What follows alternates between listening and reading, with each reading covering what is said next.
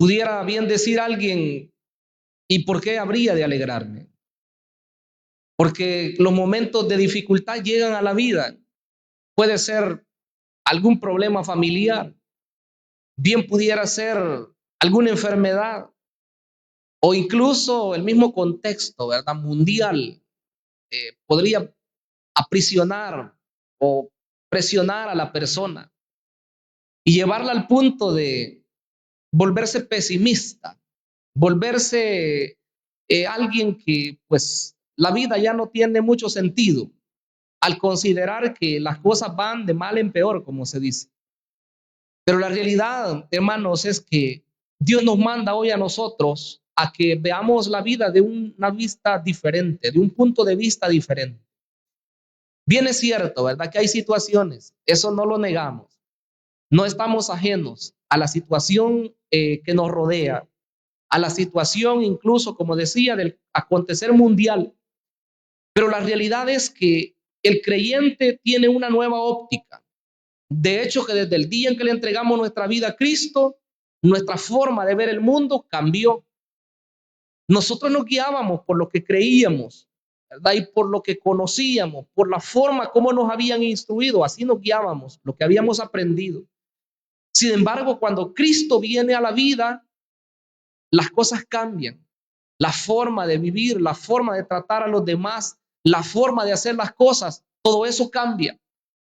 Y por eso cuando pensamos en todo lo que nos rodea y todo lo que vemos puede ser quizás de lo más oscuro posible, pudiera ser lo más negativo posible, pero el creyente siempre tiene en sí algo diferente. El creyente siempre tiene en sí algo que Dios le dice, puede ser diferente, puede cambiar esto, tú puedes ser diferente, tú puedes hacer las cosas de una mejor manera. Hermanos, cuando el salmista escribe estas palabras, por cierto, dice que no se sabe quién lo escribió este salmo, es de los salmos llamados anónimos, pero él, al igual que otros que sí se hayan registrados quién fue el que lo escribió, en muchas oportunidades encontraban vacíos en su vida, encontraban situaciones en las cuales ellos decían, todo está negativo, todo está difícil, los enemigos vienen a atacarnos, las situaciones nos están oprimiendo y no hallamos qué hacer. Pero encontramos en estos salmos oraciones. La mayoría de salmos son oraciones y otros cánticos de alabanza. Pero esas oraciones están cargadas de un corazón que se abre ante Dios. Y eso es lo que yo quisiera expresar en esta mañana.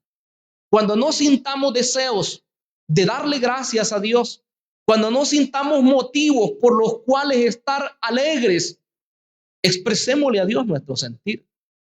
No es pecado que usted le diga a Dios cómo usted se siente, porque a veces pudiéramos creer que es mucha espiritualidad, ¿verdad? Decir que siempre estamos bien. Por cierto, cuando nos preguntan cómo está, nosotros decimos bien. Sin embargo, hay momentos en los cuales ese bien no es del todo real, porque hay situaciones en la vida. Pero lo mejor que podemos hacer en esos momentos es decirle la verdad a Dios, porque a las personas bien les podemos decir que estoy bien y que no pasa nada, hermanos, pero Dios nos escudriña, escudriña nuestra mente, escudriña nuestro corazón y sin que nosotros profiramos palabra, Él conoce nuestra situación de vida. Y por lo tanto, si hay una situación, hermanos, que amerita el poder acercarse y decirle, Señor, me siento triste, Señor, me siento solo o me siento sola, me siento angustiado. Hay veces ni siquiera sabrá usted por qué se siente así. Pero hay que decirle al Señor. Y yo le digo, si usted viene en sinceridad delante de Dios, cuando usted comienza a decirle a Dios todas esas palabras y de repente va a comenzar a ver que los pensamientos van cambiando y las palabras que pudieran ser negativas comienzan a tornarse en alabanza, en acción de gracias a Dios. Porque hermanos, el corazón del ser humano solo el Espíritu Santo lo puede cambiar, lo puede transformar, lo puede hacer alguien útil para Dios. Cuando sentimos que no podemos, cuando sentimos que somos miserables, indignos, y que no podemos estar a la altura de lo que Dios pide. Hay que decirle al Señor. Este salmo presenta varias situaciones y yo quiero enumerar algunas por las cuales nosotros pudiéramos estar alegres y debemos estar alegres. En primer lugar, es porque Dios es bueno y misericordioso. ¿Cuántos estamos de acuerdo? Dios es bueno y misericordioso. Si nuestra vida, usted podrá decir, pero es que yo no me siento bien, pero es que yo no veo que las cosas me estén saliendo como yo quiero o como mi familia lo esperaba. Le digo, Dios sigue siendo bueno. Dios sigue siendo misericordioso. Y quizás pudiéramos detenernos en esas dos palabras, la bondad de Dios y la misericordia de Dios, y verla a través de los salmos. Y les aseguro que esta mañana no nos alcanza, porque los salmistas se llenaron de gratitud a Dios y vez tras vez ellos hablaron acerca de la bondad de Dios. Solo hay que pensar en algo en nuestras vidas. ¿Cómo éramos nosotros y cómo somos ahora? Y claro está que el cambio no se ha operado porque seamos muy buenos nosotros o porque seamos muy sabios nosotros. Dios ha dado inteligencia al hombre y Dios le ha dado capacidades, pero las capacidades muchas veces que se tienen son usadas para mal. Y eso usted lo puede ver no solo en nuestro entorno, sino en el acontecer mundial. Porque hay guerras, porque hay homicidios, porque hay violaciones, porque hay abortos, porque hay injusticia en el mundo, que es el corazón del ser humano. Entonces el corazón muchas veces que debería ser inclinado a lo bueno, a ayudar a otras personas, a darle gracias a su Dios, muchas veces se vuelve solamente pensar y maquinar cosas que son destructivas. Y el ego, ¿verdad? El orgullo de poder centrarnos en nosotros mismos nos pudiera llevar incluso pues a no ver la necesidad de las personas. Pero Dios es bueno. Dice el versículo 1, alabad a Jehová porque Él es bueno, porque para siempre es su misericordia. ¿Podríamos nosotros alabar a Dios en esta mañana? Yo digo que sí. Dirá alguien, pero yo estoy enfermo. Yo estoy enfermo. Aún así, todavía podemos alabar a Dios porque Dios sigue siendo bueno. Su misericordia sigue siendo para con aquellos que son sus hijos. Dirá usted, pero es que estoy que me muero. Alguien que nos pueda ver quizás podría estar en cama incluso, en un hospital, en su casa, no sabemos. Pero aún así, Dios sigue siendo bueno. Y si esa enfermedad me lleva a la muerte, Dios sigue siendo bueno. El que no ha creído en Jesús puede pensar que ese es lo más fatal que le puede pasar. Si pide oración y no hay sanidad, dirá entonces ese Dios no es bueno. Si pide oración por un familiar y su familiar al fin y al cabo se murió, dirá Dios quizás no existe porque no me atendió a mi oración. Pero el que conoce a su Dios sabe que por vida o por muerte, como decía el apóstol Pablo, Dios siempre es glorificado. Porque Dios tiene el control de todo nuestro ser. Si nosotros vivimos, ¿para qué vivimos? Para glorificar el nombre de Dios con todo lo que hacemos. Pero si nosotros morimos, la Escritura dice que el morir en Cristo es ganancia. Qué trágico, los hermanos, dirá alguien que no entrega su vida a Jesús. ¿Por qué dicen que morir es ganancia? Si la muerte trae luto, trae llanto, trae tristeza, desolación y todos los sinónimos que quisiéramos poner. Es cierto en lo físico, ¿verdad? Nadie quiere que un familiar se vaya. Incluso si le preguntan a uno, ¿y por qué va a decir que quiere morirse?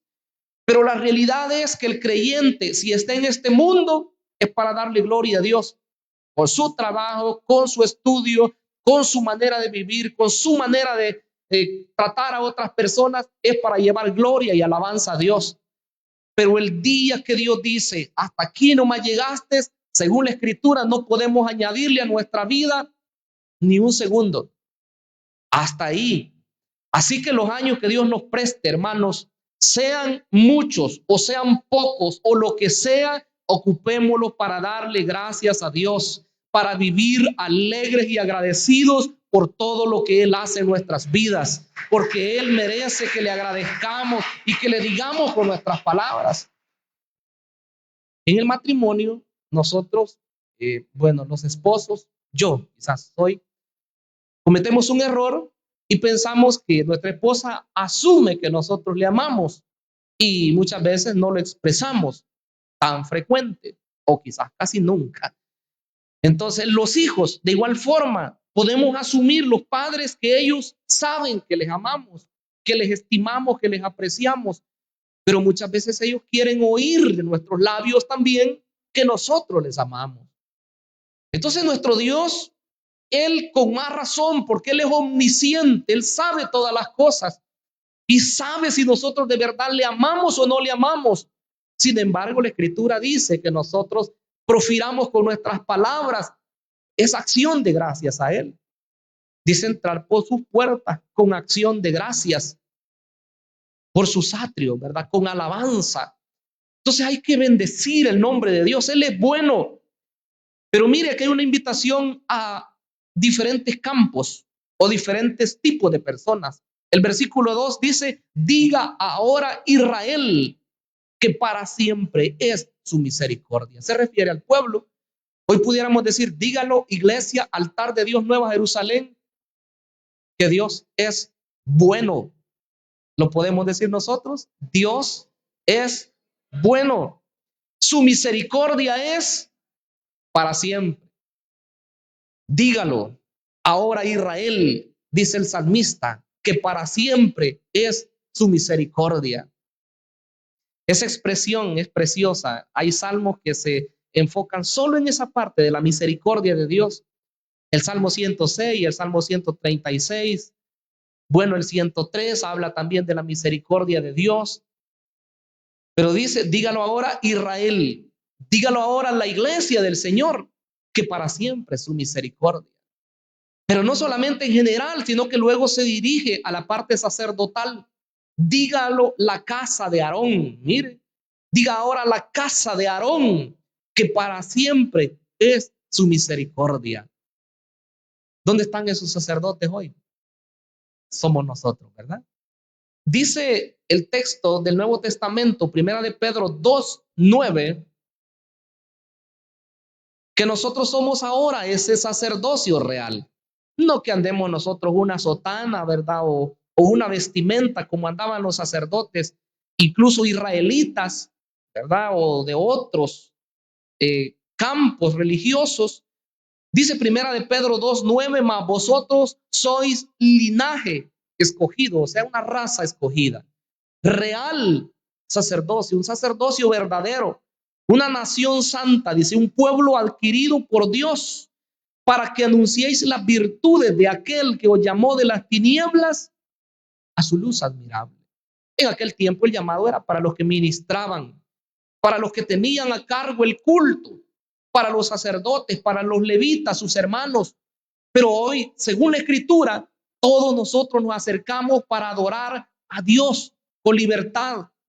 Desde el día en que el velo que dividía el lugar santo con el lugar santísimo se rompió, desde ese día tenemos acceso libre. Y ni el pastor tiene más acercamiento a Dios que los miembros, sino que todos podemos acercarnos a la presencia de Dios y decirle, Señor, yo quiero agradecerte en esta mañana, porque este es el día que tú has hecho para que me alegre, para que me goce en ti. ¿Cuánto le damos gracias a Dios, mis hermanos? Dele la gloria y la honra al Rey de los cielos. Entonces, una de las razones por las cuales nosotros podemos alegrarnos y debemos alegrarnos es porque Dios es bueno y misericordioso.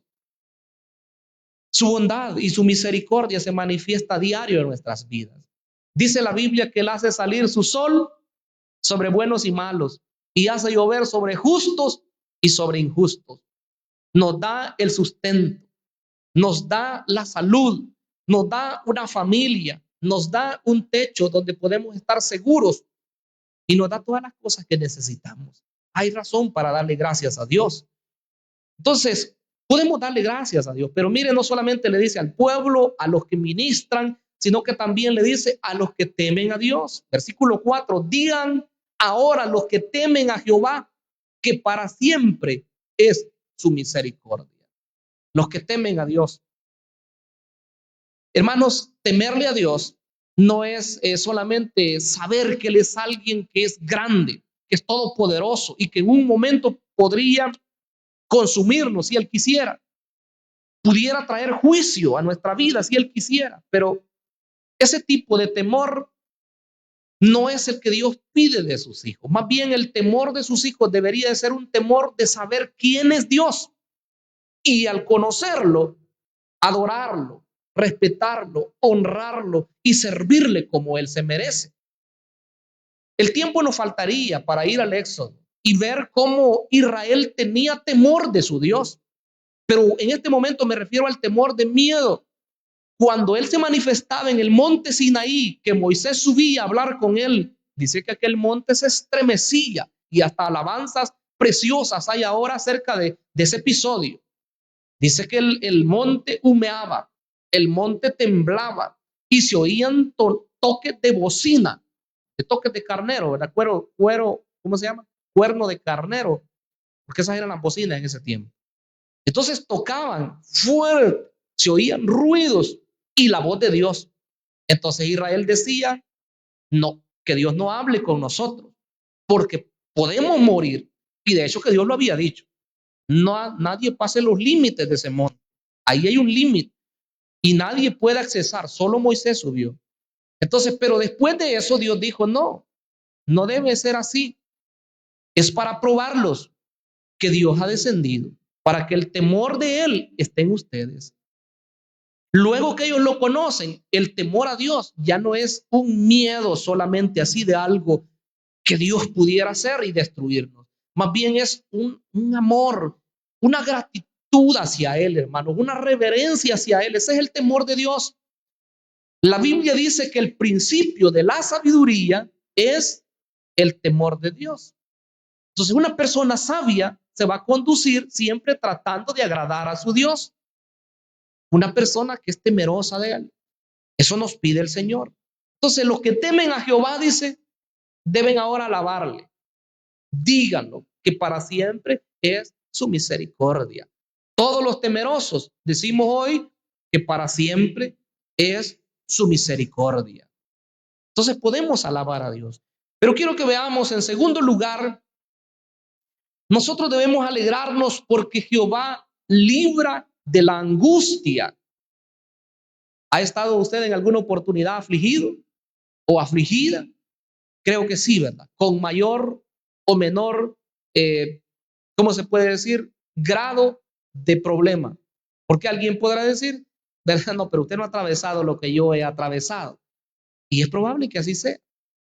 Porque en el pueblo del Señor hay gentes, hermanos, que han sufrido hasta el extremo. ¿Cómo pudiéramos compararnos nosotros con Job? ¿Cómo pudiéramos nosotros compararnos con personas que han pasado situaciones que les han matado a un familiar? O gente, ¿verdad? Que han vivido unas vidas, pero así catastróficas, que cuando uno oye, hermanos, esos testimonios, uno se eriza, ¿verdad? Al oír las cosas que han ocurrido en personas. Pero lo cierto es que pruebas hay de todo tipo. Y la Biblia dice que es necesario que el creyente tenga que atravesar diversas pruebas. O sea, no solo una, diversas. Y usted me dirá, pero ¿y por qué lo hace Dios? Yo no tengo la respuesta. ¿Por qué lo permite Dios? Dirá otra persona. Yo no tengo la respuesta. Pero lo que sí puedo decirle es que Dios tiene propósito. Si algo viene a su vida, no es por gusto. Si algo usted está atravesando en este mismo momento, créalo que propósito hay de parte de Dios. Él no aflige, dice, a los hijos de los hombres voluntariamente, sino más bien Él tiene un propósito. Y lo que hoy lo ves oscuro, mañana será tu testimonio y va a ser lo que vas a contar a otras personas de cómo Dios se glorificó en tu situación. Han habido situaciones en las cuales la persona se sintió morir y dice, qué bárbaro Dios, ¿por qué me dejó? ¿Por qué me abandonó? ¿Por qué permitió esto? Y entonces Dios le dice al corazón, hijo mío, te amo. Hija mía, te amo. Y estoy al control de todo. Y si usted mira hacia atrás, si la situación fue hace tiempos, entonces hoy uno hasta con una sonrisa, ¿verdad? Y dice uno, de verdad que Dios me hizo pasar esto porque quería enseñarme. Dios me hizo pasar esto porque quería fortalecerme. Dios me hizo pasar esa situación difícil porque quería que instruyera a otras personas. A veces, hermanos, el que no atraviesa situación de dificultad no es sensible ante la necesidad de otra persona. Pero cuando le ha tocado atravesar un momento de dificultad, por ejemplo, la muerte de un familiar, el que no la atraviesa a veces puede decir, bueno, ¿y por qué llora tanto? ¿Y que no tiene a Cristo? ¿Y que no sabe que ha ido a la presencia del Señor su familiar? Pero cuando se ha atravesado una situación, entonces se reconoce. Y puede decir la persona, yo sé, ¿verdad? Que está en la presencia de Dios su familiar, pero hay dolor en el corazón porque son seres queridos los que se han desprendido, ¿verdad? De uno y uno sabe que necesita aliento la persona o que de las situaciones familiares podrá decir alguien, pero ¿y por qué, verdad? ¿Por qué su esposa? ¿Por qué su esposo? ¿Por qué sus hijos? Porque a veces podemos poner el dedo en la llaga. ¿Ah? Eso sí lo podemos hacer. Pero hermanos, lo que Dios quiere no es que seamos tanto acusadores, que seamos señaladores, sino más bien que seamos gente que se consagra a Dios y cuando vemos la necesidad, también actuemos en sintonía con eso. Porque somos llamados a orar los unos por los otros. Somos llamados a interceder los unos por los otros. Y cuando veamos las vidas transformadas, vamos a reconocer que valió más nuestra oración que la crítica que pudiéramos hacer. Porque Dios se glorifica cuando hay un pueblo que le clama y que le busca a Él. No cuando somos así críticos, ¿verdad? Porque eso es más fácil. Eso no es de sabiduría, más bien la crítica la puede hacer cualquier persona, conozca de Cristo o no conozca, pero el poder ayudar a otra persona, eso no lo hace cualquiera. Entonces, hermanos, Dios libra de la angustia. El Salmo 118, versículo 5 dice, desde la angustia invoqué a Jehová. Y me respondió, dice Jehová, poniéndome en lugar espacioso. Oiga lo que Dios hizo con este salmista. En mi angustia clamé a Jehová. Y Jehová dice, me respondió. Y lo puso, dice, en un lugar espacioso. Como quien dice, cuando Dios responde, hermano, no va a responder a medias. Y la gente que lo han visto a usted en su peor momento, también lo van a ver en su momento de exaltación. Y ese será nuestro momento de gloria. Y ese será nuestro momento de alabanza al Dios Todopoderoso. Porque si la gente se burló de usted, después va a tener que morderse los labios, porque él va a tener que ver lo que Dios hace en la vida de sus hijos. Y lo que él hace cuando alguien espera en Dios.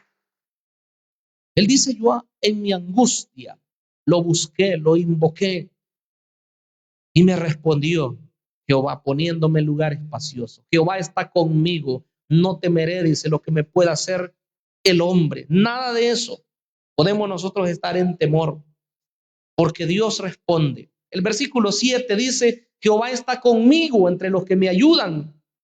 Por tanto, yo veré mi deseo en los que me aborrecen. Los salmistas siempre clamaron por la ayuda de Dios, porque Dios interviniera en favor de ellos. Y muchas veces eran ejércitos enemigos que venían, no solo un ejército, con muchos reyes venían a atacarlos. Y ellos decían, Señor, encárgate tú de mis enemigos. Y por eso dice el salmista hoy, yo veré mi deseo en mis enemigos. Como quien dice, yo no voy a poder enfrentarlos, los problemas, las situaciones, pero Señor, tú encárgate de eso. Yo no sé usted, pero yo hay momentos que me siento así como que uno en algún momento quiere resolver todas las situaciones y si son problemas, con más razón. Porque uno no quiere, siempre queremos tener el control de todas las cosas, pero hay momentos en que no se tiene control de situaciones. Entonces, en esos momentos, cuando ya no hay control de X situación, ¿qué es lo que debemos hacer? Claro, todo el tiempo tendría que ser, pero en ese momento no hay que seguir, hermanos, nosotros queriendo siempre tener el control y no soltar aquello que vemos que no se puede, hermanos. Hay que decirle, Señor, ya no puedo más. Y repito lo que dije en la parte introductoria, no, eso no es cobardía. Eso no es que alguien le pudiera decir a usted, te diste por vencido. No, hay que darse por vencido, pero con Dios. No hay que darse por vencido ante el enemigo, pero sí hay que rendirse delante de Dios. Ya no puedo, Señor. Ayúdame. Si estoy angustiado, si estoy atribulado, pero ahí es el momento cuando Dios se va a glorificar. Porque Pablo lo pudo entender y él decía, este aguijón que tengo, le he pedido a Dios que me lo quite. ¿Cuántas veces? 3 veces, dijo él, le pedí ya. ¿Y qué le dijo Dios? Bástate mi gracia. Hace tiempo, sinceramente, se lo digo, yo pensaba que Dios no le respondió o que Dios no le quiso ayudar a Pablo. Pero luego entendí que lo que Dios le está diciendo ahí es algo muy, pero muy aliciente, algo que trae consuelo a la vida de la persona. Porque claro, si yo estoy enfermo, yo lo primero que quisiera al decirle, Señor, sáname, es que me quite esa enfermedad.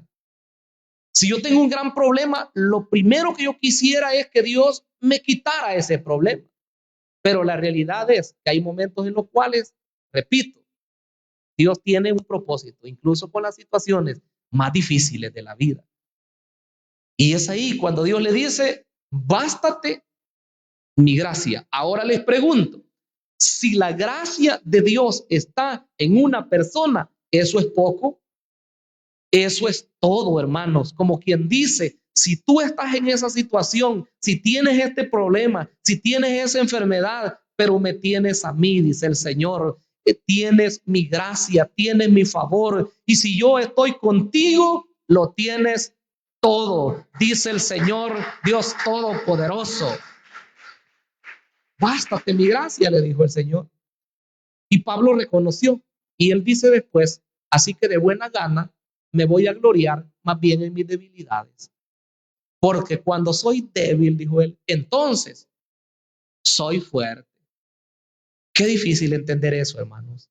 Porque repito, nosotros queremos ser personas que controlamos todo, toda situación. No, yo tengo una respuesta. Yo sé cómo hacer. Ese otro problema, sé cómo solventarlo. Pero no, el ser humano es limitado. Hay que entenderlo. Hay situaciones que las podemos sacar adelante, pero hay otras que no. Entonces Dios quiere glorificarse en la angustia, en la tribulación. Bueno, vamos a avanzar a la tercera y última parte.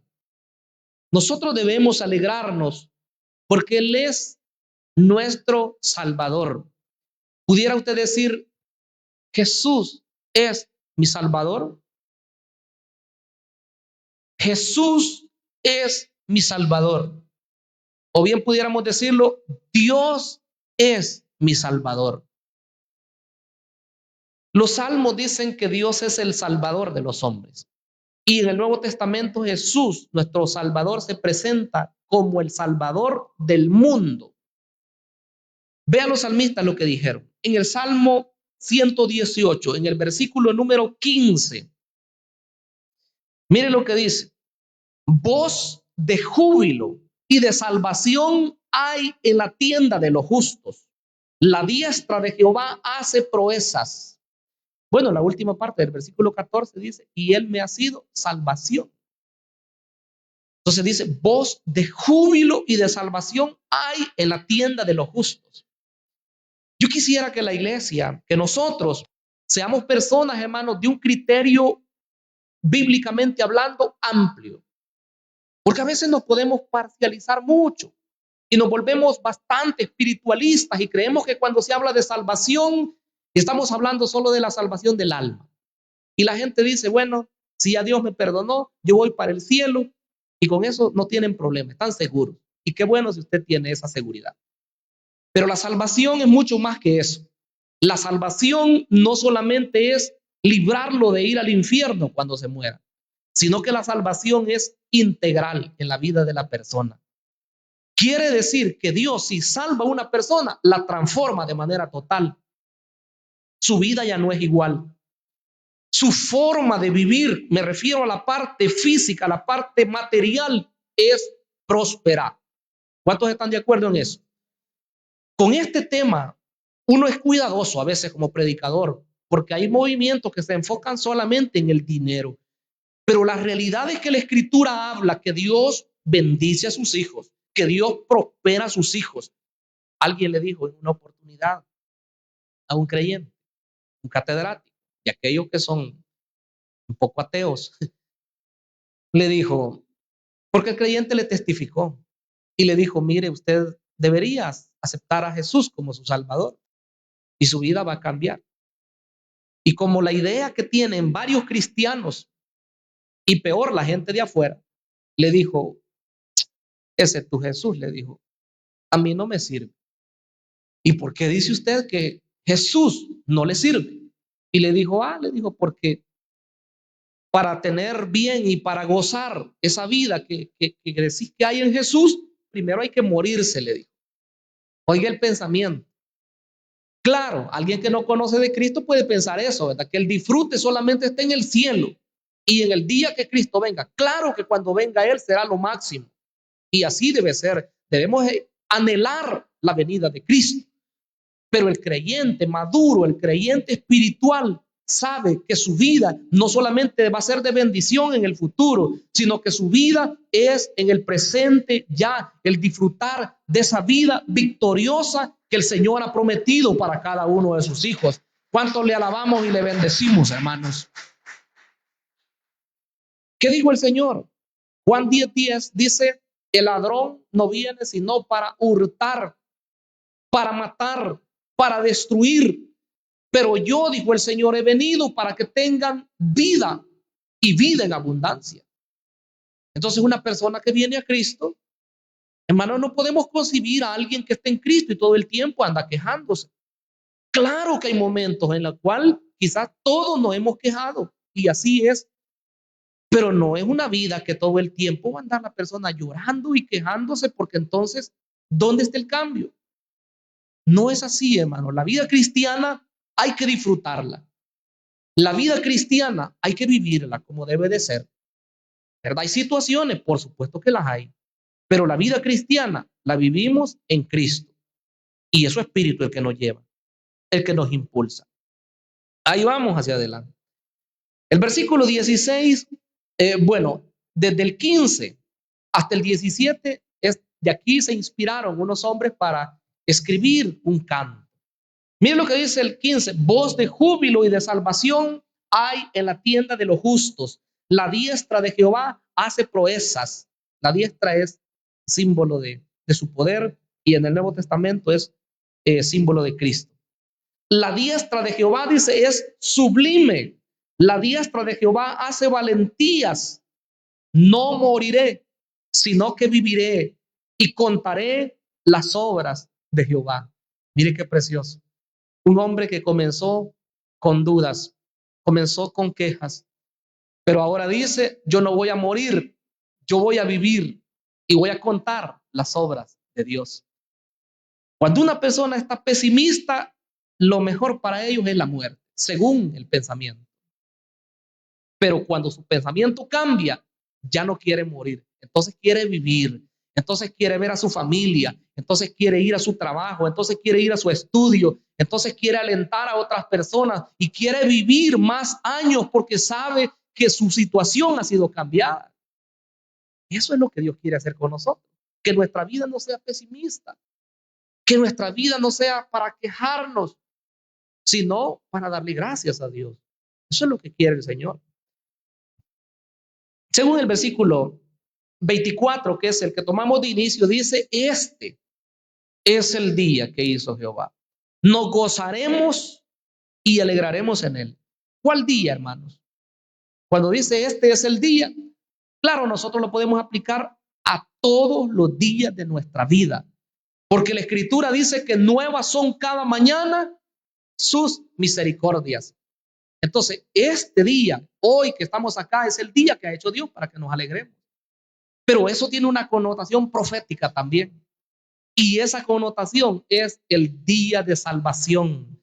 Es el día en el cual Cristo llegó a nuestras vidas. Y por eso yo no me voy a cansar de decir que el día que Cristo me rescató es el mejor día de mi vida, porque mi situación cambió de muerte hacia la vida. Y desde entonces yo puedo decir que soy feliz todos los días de mi vida. Y cada uno de los que conocemos al Señor podemos decir que hoy de verdad vivimos en Cristo. Y hoy de verdad vivimos felices. La gente se alegra en el alcohol, en las drogas, en una fiesta pasajera, en algo, en un carnaval, en cualquier cosa. Se alegran, aunque su alegría después se vuelve en tristeza, por muchas razones. Pero en Cristo nosotros vamos hacia adelante. Viene una fiesta del mundo, a nosotros no nos interesa. Viene otra de igual forma. Hay gente que se alegra con una pequeña cosa, un pequeño incentivo. Por supuesto que hay situaciones a veces que le llenan de regocijo el corazón a uno, pero el mayor gozo y la mayor alegría es de que nosotros somos creyentes, que tenemos a Cristo en el corazón, que su Espíritu Santo está aquí, que nos guía y que esperamos el día precioso en el cual Cristo viene de nuevo por su iglesia. Esa debe ser la alegría del creyente. Entonces dice que este es el día de salvación. Este es el día que ha hecho Dios.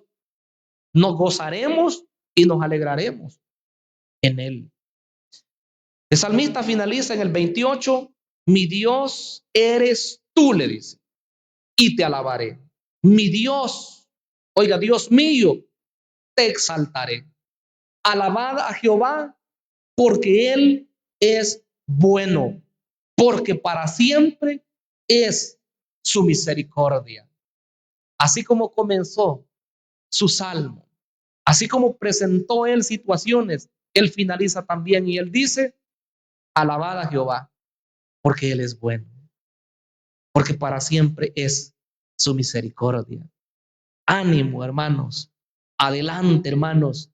Por nada del mundo nosotros retrocedamos, sino más bien pidámosle al Señor la fortaleza y que su Espíritu Santo nos guíe a la patria celestial hasta el día final y decirle: Señor, he peleado la buena batalla, he acabado la carrera, he guardado la fe. Por lo demás me está guardada la corona de justicia, la cual me dará el Señor juez justo en aquel día. Y no solamente a mí, sino a todos aquellos que aman su venida. Que Dios nos guíe para un día poder decir esas palabras. Y si no las decimos en esta tierra, y cuando estemos en la patria celestial, nos regocijemos de haber peleado la buena batalla. Bendito sea el nombre de Dios. Oremos al Señor y démosle gracias en esta hora. Bendito sea el Señor. Padre, que estás en los cielos, te honramos, te exaltamos, mi Rey. Sabemos que hay motivos suficientes para alegrarnos. Hay motivos suficientes para regocijarnos. Tu palabra, Señor, nos dice que estemos gozosos siempre, que estemos gozosos a pesar de las situaciones. Hombres del ayer como Pablo, hombres del ayer como los que fueron martirizados por los imperios que perseguían a la iglesia. A pesar de eso estaban con el gozo, aún muriendo en la hoguera, aún a punto de ser comidos por las fieras, aún a punto de ser despedazados, pero había alabanza en sus bocas, había cánticos de agradecimiento, Señor, por todo lo que tú allá habías hecho en ellos. Y nosotros, Señor, tú nos has dado muchas cosas. Tú has hecho favores y misericordias. Hoy puede ser un momento de dificultad. Hoy puede haber enfermedad pero eso no quita el poder siempre ser agradecidos con el Señor. Hay que darle gracias, hay que darle alabanza a Él, pues Él es digno de la suprema exaltación. Señor, te agradecemos en esta mañana, bendecimos y alabamos tu nombre. Gracias, mi Rey.